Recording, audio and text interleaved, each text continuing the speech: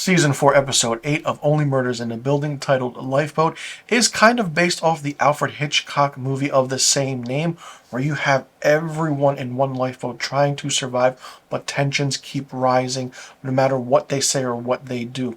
Now, in this episode, we see what the backstory is of Dudenoff, played by Griffin Dunn. We know he's a teacher, he's a film teacher, likes talking about film.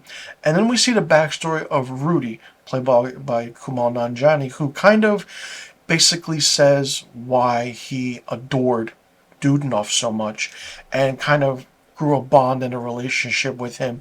We also see the same for Vince, played by Richard Kind, who goes there and just goes to one of his film classes and sits there and watches It's a Wonderful Life. And then they talk, and then he stays, and then they watch Lifeboat, directed by Alfred Hitchcock. They go back and forth, and then we see the true nature of the backstory of what really happened to Dudenoff. And basically, Dudenoff brings all the Westies together, kind of gives them an invitation, said, "You're cordially invited to my funeral in the basement." So they go to the basement, and then you see Dudenoff sitting there with a camera in front of him, and he actually explains to them that he went to the doctors and he doesn't have that much long to live. So after I give you my confession and whatever this is and taping this for someone, I want you to throw my body in the incinerator, keep cashing my SSI checks so you can still live the life and just say I moved to Portugal. So it's like, whoa, okay. But then when the Westies figure things out, we see the other part of it, where we see Helga come in and being introduced, the voice over the ham radio, and it's like, oh, and we see her backstory, how she got acquainted with Dudenoff and how Perfect Strangers was a thing, and the backstory of how Helga was basically a locksmith, and how she had the pet pig, and we figure that part out. And then we see Charles Oliver Mabel, Eva Longoria, Eugene Levy, and Zach Galifianakis kind of, base everything. It's like, you're a murderer, you're this, you're that. And it's an interesting scene, and I will say it's so well done, so well written, because you have 12 people in one scene on a TV show. That's very, very hard to do. Everyone doing things, everyone doing their lines. You had Kumail Nanjiani's character of Rudy reciting A Few Good Men to Tell the Truth, the Jack Nicholson scene with Tom Cruise. I want the truth, you can't handle the truth. And then you see Steve Martin's character of Charles trying to keep his cool about doing certain things, and he doesn't freak out or flip out, but Eugene Levy freaks out and flips out. You then have Zach Galifianakis and Oliver sitting together, Selena Gomez's character of Mabel and Eva Longoria sitting. So it's really done really well. The blocking is great, fantastic, but the character of, that Griffin Dunn played of Dudenoff is really, really good. It's like, what is really happening? What is going on? And then everything's revealed. You see why Dudenoff filmed the little tape he had, the film reel, just to tell Helga everything, because she was very loving and endearing, because Dudenoff kind of reminded Helga of her father in a way, but just much more better looking, how she put it. And then you have the aspect of, all right, what is everything? All right, so now that case is closed. The Dudenoff case is really closed, because now you had a murder mystery within a murder mystery. Now you have to figure out what happened to Saz. What did happen to Saz? Nothing yet. But then Helga comes in and kind of, as Charles Oliver and Mabel are figuring things out, and that says that there were no murders in the Westie because they don't want to commit to them saying they're murderers or anything, or what happened, or keep it illegal that they were kind of still cashing his checks even though he's not there because it's against the law. But then Helga comes in with her pet pig, and she got him from Howard, and the way she puts it is like, Howard's a very interesting man, and she goes in the way where she talked to Saz over the ham radio. She know who Saz is, and she basically says that there was someone on one movie, the stunt man something, he's dangerous, he's going to kill people, doesn't know what to do, and Mabel goes on IMDb and reads it, and we find out that the stunt person is the character that Paul Rudd is playing in this season. So it's like, what? And it's that thing where he's laying in bed in the hospital, and then he just moves a finger like this, and it's like, that's the end of the episode. So it's like, all right, you got 2 episodes left of this 4th season of Only Murders in the Building.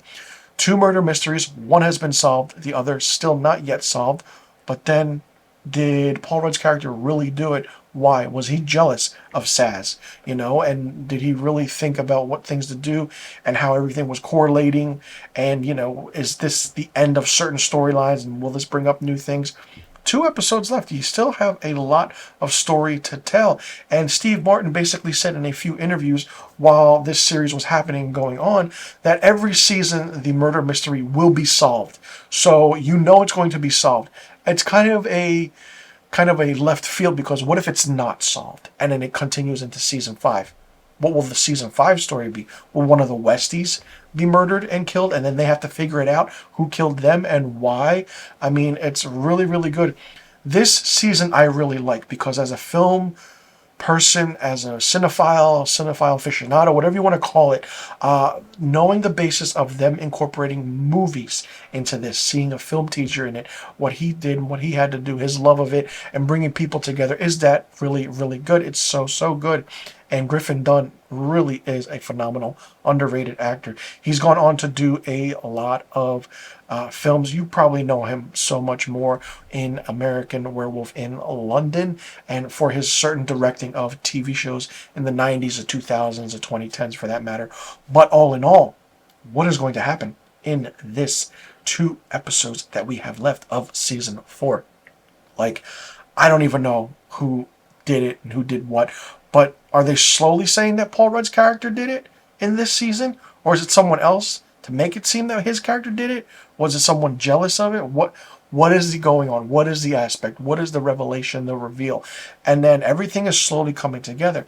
And the funny thing is that the show pokes fun of itself, saying that, oh, there were plot holes in your podcast and your stories of season 1, 2, and maybe season 3, but it's done so well, and I can't wait to see what they do.